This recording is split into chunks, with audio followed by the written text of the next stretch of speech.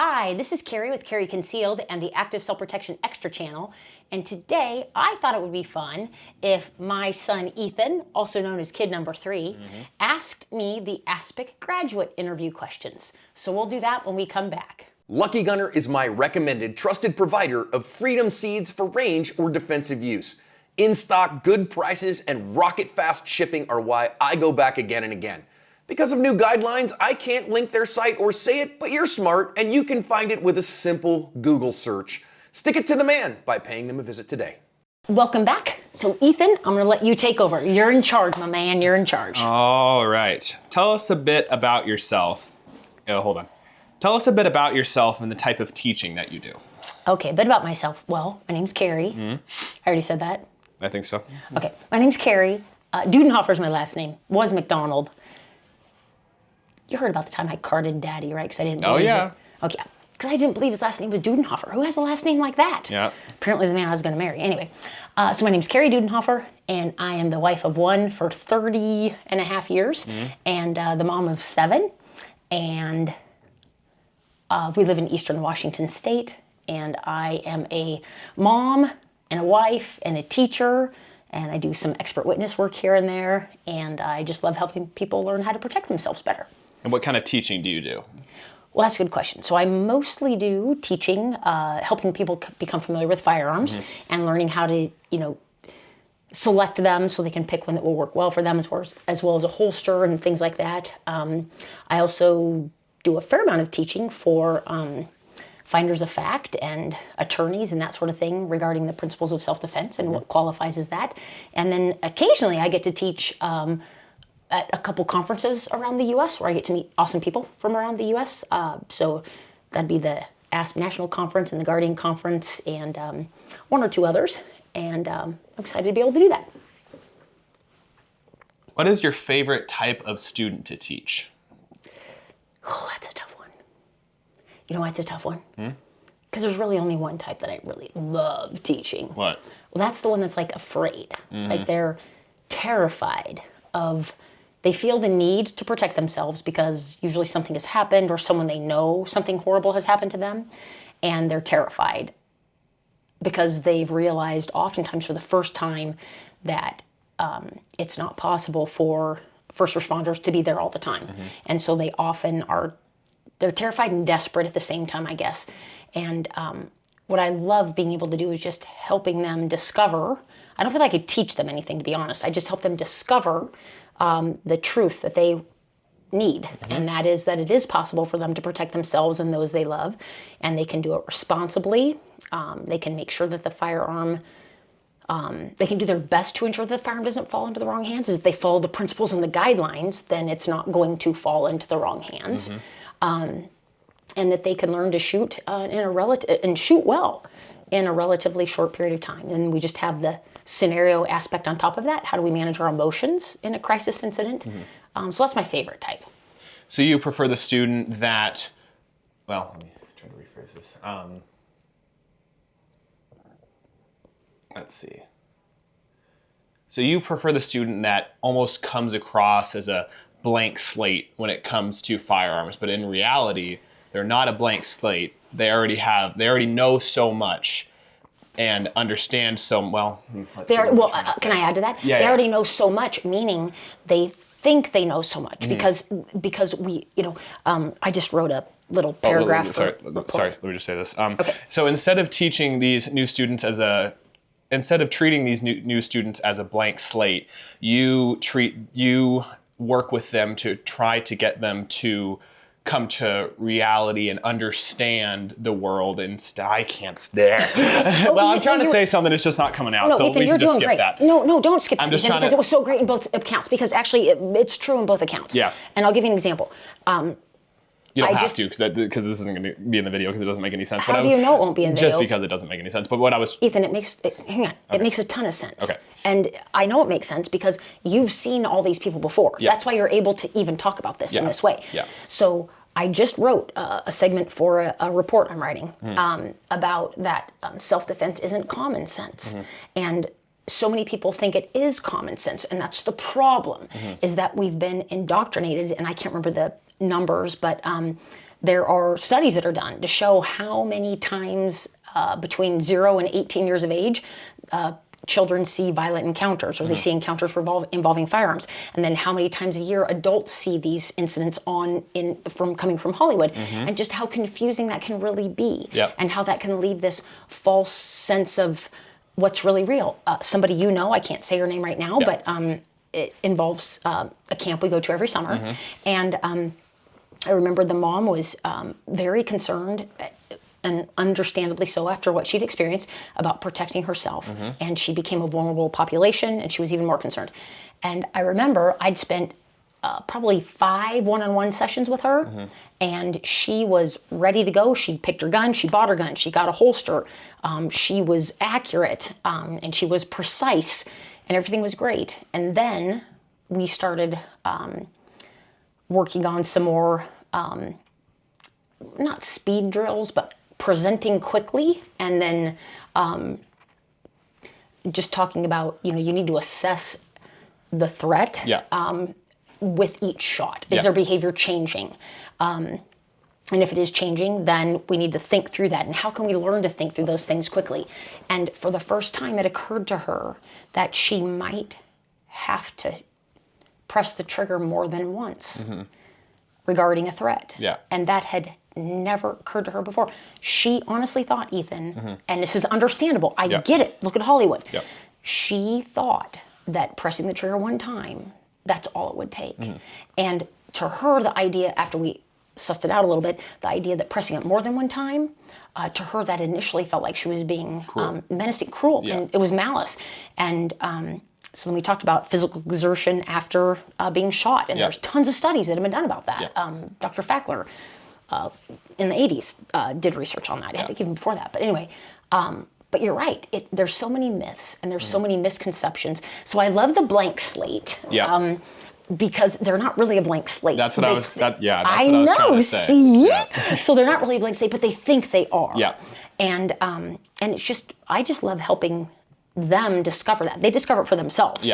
But I just love being able to witness that and watch that. So. You done good, my man. That was a good. I was trying to get through it. I guess what I was, you don't have to elaborate on this, but what I was trying to say is instead of treating newbies like a blank slate, you teach them what they already know, and then they come to their own conclusions based off of that. Kind of like, that's just. And behind the scenes that our students don't necessarily know. Yeah, that too. Yeah, because you get to see it. You get to see it in real time, Nathan, which is pretty cool. And they come to you and ask you questions. They ask you questions they're not willing to ask me, which I always find so interesting. What's so scary about me? Apparently I'm scary, because they used to do the same thing to Haley and Toby. They would ask them questions that they would ask, you guys questions they wouldn't ask me. Yeah, I enjoy those students that come to me with questions and don't. But then I remember the time when you went to that one class and you were trying to figure out how many guns you could hide on your person at the same time. So you had the under the shoulder, you had the bra, you had the ankle and the waistband. Maybe that's why they're scared of you, but I don't know. Ethan. Okay. That was a lot of gobbledygook that you're going to have to edit out, so sorry about that. All right, on to question number 3. Okay. What led you to consider ASPIC? Okay, that's an easy one. Probably the easiest one, this whole thing. So I wrote these questions, but I don't know, 2 or 3, 4, 5 years ago, whatever. So what led me to consider it? The biggest thing that led me to consider it is I taught things in a way I hadn't seen them taught before, not because I wanted to blaze a trail or whatever, but because I wanted to help people get to where they wanted to go as quickly as possible, but in the safest, most efficient way possible. And there were certain things, like initially teaching newbies to lock the slide to the rear with an empty magazine. I was concerned. I thought through it in all ways I could think of with my limited knowledge. I couldn't see how I might be setting them up for failure by doing that, but maybe I was, and I just didn't know it. And there are many other examples of that. And so I was desperate, and I was looking for some honest, good, outside the box thinking type of people who are willing to see things differently and just about willing to think about it independently. But also consider other things as well. And so I was desperate for that. And because I'd met Mr. John, Haley and I did, I don't even know, it was so long ago. Yeah, long time ago. 13, 15, somewhere in there, 24, I think it was. down in Arizona. Anyway, and I knew he was an outside the box thinker and willing to think about things differently, not outside the box to be outside the box, but just be willing to think of things in a different context, and citizens that may not have the grip strength and the ability to do the things that a lot of people take for granted in this space.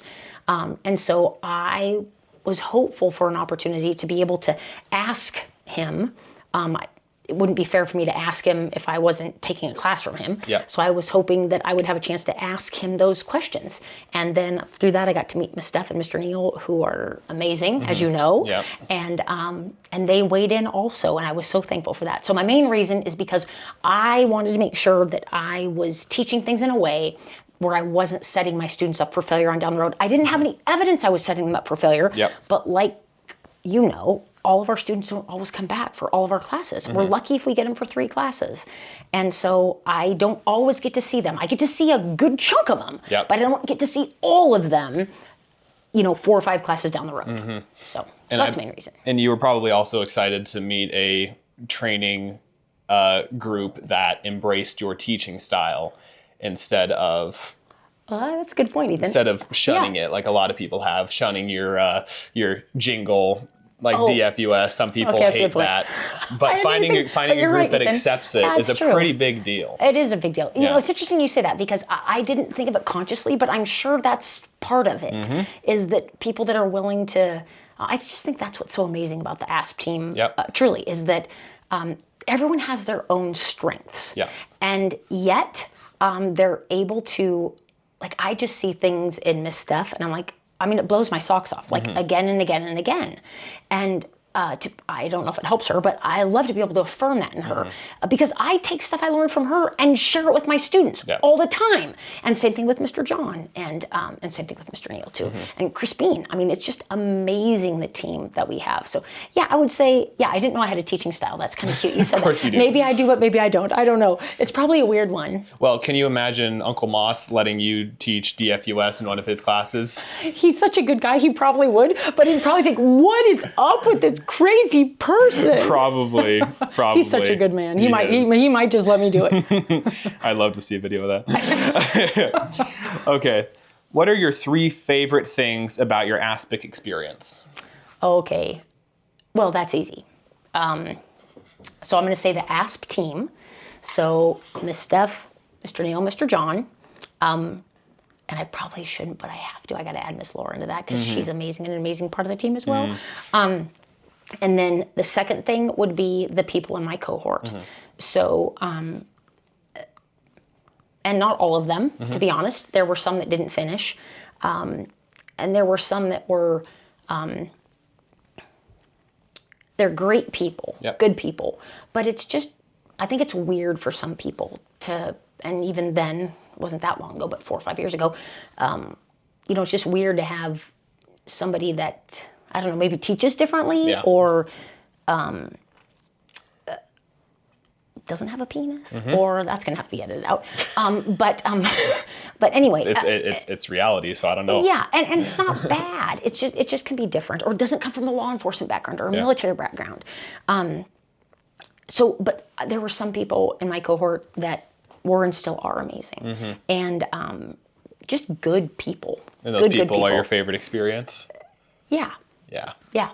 And they still are, because I still get to run into them, and I hope I encourage them a tiny bit as much as they encourage me, because they did encourage me tremendously. And they didn't think it was weird. Like, I remember the drill I taught was the going to the movies drill, which is the one where we have a larger like a big Post-it note, and then a smaller and smaller and smaller Post-it notes. And we talked about going to the movie theater, and sometimes you're in a big theater where there's a whole bunch of space, and sometimes you're in a smaller, tiny theater if the movie's had its run, right? And so we always have to be mindful of what theater or what environment we're in. And so if we're in a larger environment, meaning there's nothing in the background that's a concern to us, if the aggressor's nothing behind them is concerning, well, then we don't have to be as precise. But the smaller that gets, or the more innocence there are around that person, or if they're not standing up against a a berm at a range, right? Yeah. Then it gets smaller and smaller. Yeah. And so, but there were several people that they were just so encouraging about that. And that's when I made up. I'm sure we were probably supposed to teach one that we'd been taught. But I didn't catch that part if that's what we were supposed to do. Yep. But yeah, I'm just so thankful for that because they were encouraging. Someone could see it and realize they were like, wow, I looked at my sites in a way I hadn't seen them before because the Post-it notes are a different color. Yep. Each one was a different color. And so they could, there were a couple dot guns at that time, but not that many. And so they were able to see their sites act differently depending on their rate of fire. And often I've found that color changes that. And that's your favorite experience is showing students these new ideas and then seeing them kind of like adapt to it and how fast they catch it. Well, that's true. Like That's that. true. And just how kind the instructors, my fellow instructors were. They didn't think I was, well, maybe they did think I was the craziest person on the planet, but if they did, they didn't say they thought that. Yeah. And so they were very kind and understanding. And then my third favorite thing I'm going to say is the content that we read. The books we read are not books that I would have found on my own. Yep. And I would, even if I had found them, I would not think of them in the ways that, or in the context that Mr. John and Mr. Neal and Miss Steph think of them and apply them. And so that was a big deal for me to be able to see that. Okay. What's different about you or your teaching from last year to this year? Okay, last year to this year, what's different? Okay, that's a good one. So last year to this year, I'd say the biggest difference for me is earlier this year in February, we did Methods of Instruction with Forest Science Institute, and that was a phenomenal class because, so there's lots of concepts that you learn when you're in college to be a teacher, and but they don't call them the same things that they call them now, and so, or maybe they did call them the same thing and I just don't remember that. Or maybe they never even talked about them. I don't know. But it seemed like there were a number of things that at that Forest Science Institute course, it was a 5-day course, that they talked about that it was just affirming because it was like, oh, that's what you call that. Oh, and that's why that's a great idea. Like maybe 3 or 4 words about why bandwidth feedback is good. Yeah. It would take me 4 paragraphs to explain why bandwidth feedback is good. And you were able to incorporate that into teaching this year. I can just be more succinct. More succinct. Which is what I love. And I could be more efficient. Instead of Kaery's ridiculously long way of explaining it, Methods of Instruction had this nice brief way of explaining it. As opposed to last year where you had to over-explain these concepts because you didn't know but then when you went through for science, then you were able to see that these concepts and theories actually had terminology behind them and research. Yes. Then you were able to put a name behind them and stuff. Yes. And the research, that was, and that stuff I've been out of the teaching industry for 20 plus years. And so it's just so neat, all the research that's going on and having research informed training and so that's probably the biggest difference. So it really streamlined your teaching from last year to this year. Yeah. And you know how much I love that, right? I mean, I'm sure people think I love to talk. And I really, maybe I do, I don't know. Yeah. But I'd much rather find a way to say things succinctly and clearly. So, I'm in the same boat, learning how to. Aren't we all, Ethan? In your eyes, let me start again. In your eyes, what are some essential qualities of an outstanding trainer? Okay. So I'm probably just going to say one quality for brevity's sake. In light of the last question. I would say that they have the heart of a learner and the heart of a teacher combined, which I think, I could be wrong, but to me it seems like it's just a curiosity that drives them. And that curiosity enables them to be curious about their students and curious about why people do things the way they do, or why this instructor says to do this, or why they used to do it this way, or whatever. And so that curiosity, especially curiosity about your students, I hope allows me to come across as, instead of saying, why are you holding the gun like that? Saying, tell me about your grip. Tell me about how the gun feels in your hand. Being able to say things like that, I hope, is better for the learner. I mean, research shows it is, but Yeah, what was the question again? I forgot. In your eyes, what are some essential qualities yeah. of an outstanding trainer? Yeah, so I'd say, okay, so I'll just change. I won't say the heart of a teacher and the heart of a learner. I will say just having curiosity, like curiosity that drives them. So the curiosity and the yearning to learn more and be a better teacher, Yes. instead of the teacher that has this one curriculum that they just teach over and over, like some instructors I remember you taking from. Because the class wasn't special per class, it was just the same one that they were just recycling, and they it didn't matter care who was in the class or what their abilities were. Yep. It didn't matter if the class was about movement and dynamic movement. And one of my fellow students used a wheelchair because of a spinal cord injury. Yep. That changes things a bit. And the instructor was able to adapt, but it was uncomfortable. And that's a quality that you would look for in an outstanding instructor, is being able to adapt to a situation like that. And understand it's principle-based. It's not technique-based. Yes. It's not technique. It's about principles. So that's the cool part is this instructor was able to, on the third day, was able to adapt and understand, okay, if I just teach this person the principles of what I need them to do, they've been in that chair and using that chair for longer than that instructor knows. And so they were able to find their own solutions once they understood the principles. So it's understanding the principles, I think, that are that's super helpful. Yep, and an instructor that can convey those principles to someone at their core, at the principles core basics, is a really important quality in an instructor, you would say. I think so. Okay. I do think so. Okay. What is next in your instructor journey? Oh boy, that's a good one. These are hard questions, Ethan. You wrote them. Why did you write such hard questions? I blame you. Give yourself a pat on the back. You wrote No, them. there is not a pat. I feel bad I've asked him. So what's next?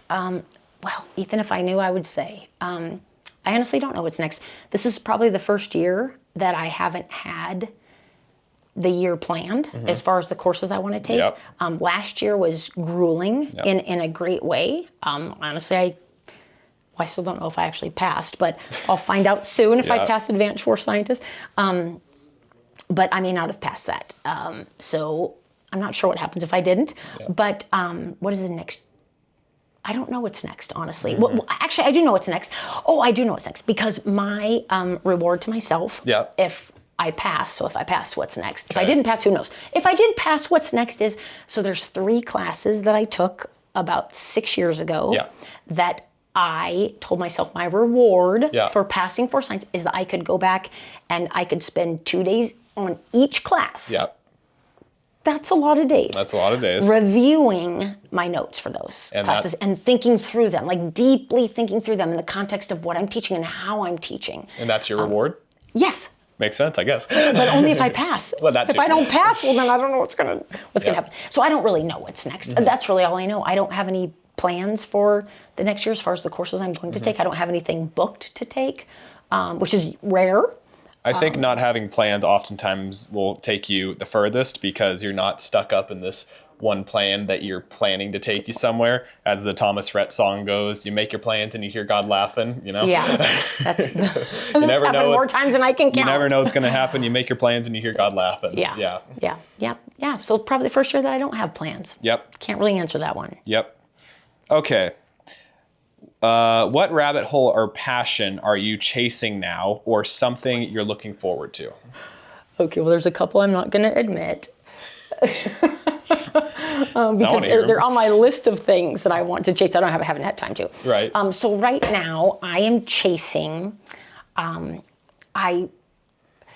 part of the Advanced Force Science course, one of the textbooks we had to read talked deeply about open loop and closed loop motor programs, and so I was fairly confident I understood it, the concepts, and I do on a surface level, but not on a Dr. Lee or Dr. Schmidt level. Yeah. So I look forward to that. So I have those set aside. Is that your standard to get to their level? Well, I'll never be to their level because I'm not a researcher, and I'm not a PhD in any of those things. I do want to understand them in the way that they explain them. Yep. And I want to be able to explain them. I don't mean more efficiently than they can, Yeah. because they explain them very efficiently, but I want to explain them efficiently within the context that I'm using them Yep. in this space. So so I want to understand them very, very deeply. So, Okay. So yeah, that's my current rabbit hole. Actually, this week's rabbit hole. Oh, understanding those motor skills. Okay. Yep. Closed loop motor skills? Open and closed. Open, closed motor. Yeah, open loop motor program, closed loop motor programs. Motor programs, not Yeah, skills. I call them automatic and precision motor programs because Yep. that makes more sense to me and other people. Yep. But yeah, anyway, so those are the biggest ones. Okay. Probably also being able to, because I have a big report due, being able to understand disparity of force factors Yep. in a deep and meaningful, lasting way. So being able to use examples Yeah. of each disparity factor and why that matters in this particular case. Doesn't really make sense to me that you have to learn that. You would think that any judge or jury would understand. One would, but but it's more confusing. You understand it in ways I don't think you even realize. Probably. And it is confusing for people because, well, we live in a time when the physical abilities of a man and a woman are often seen as being equal. Yeah. And I would love to have your physical strength, Ethan. Even, rewind me back to when I was your age. I did not have your physical strength. Even if I was your same height Yeah. and weight, I did not have your physical strength. And I would have loved to. Yeah. And I gave it my all, but I didn't. Yeah. But we live in a time where I think folks think that it's similar. Yeah. And I think that makes it different as far as the disparity between a male aggressor and a female defender or vice versa. Yeah. So your passion right now is trying to explain that theory to a judge, jury, or student. Yeah, being able to explain those, those factors, disparity factors within the facts of the case. Yep. And helping folks see that, when you have somebody that weighs this amount, Yep. and you have somebody that weighs this amount, and or you have somebody that's hopped up on these meds based on toxicology reports, Yep. and someone that isn't. Just some of those differences, or an able-bodied defender against somebody that's medically fragile. Yeah. Just a those lot of things. things that can go into this, to any attack or Yeah. situation that Yeah. you have to explain. Yeah, Yeah. yeah, and it's helpful for people to understand. They have to understand it. We have to understand the context of the situation before Yeah. we can make any determinants about it. I appreciate Well, you. thank you for having me today. Okay. Thank you for asking me the questions, Of course. Ethan. You're a pro with this, and thanks for your time. I know you could be doing many other things right now, so thank you for spending your time with me this way. I appreciate it. Thank you for having me. Thank you. All right, so we'll see you next week on the Active Self-Protection Extra channel.